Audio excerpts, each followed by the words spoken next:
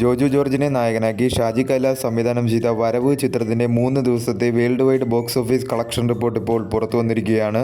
ചിത്രം 3 ദിവസം കൊണ്ട് വേൾഡ് വൈഡ് 4,41,00,000 രൂപയാണ് നേടിയത്. കേരളത്തിൽ നിന്നും 3,23 ലക്ഷം രൂപയും കർണാടകത്തിൽ നിന്നും 11 ലക്ഷം രൂപയും തമിഴ്നാട്ടിൽ നിന്നും 4,60,000 രൂപയും റെസ്റ്റ് ഓഫ് ഇന്ത്യയിൽ നിന്നും 1,50,000 രൂപയും ഓവർസീസിൽ നിന്നും 1.01 കോടിയുമാണ് ചിത്രം 3 ദിവസം കൊണ്ട് വേൾഡ് വൈഡ് ബോക്സ് ഓഫീസിൽ നിന്നും നേടിയത്. ചിത്രത്തിനൊരു മിക്സഡ് ആയിട്ടുള്ള റെസ്പോൺസാണ് കേരള ബോക്സ് ഓഫീസിൽ നിന്നും ലഭിച്ചത്.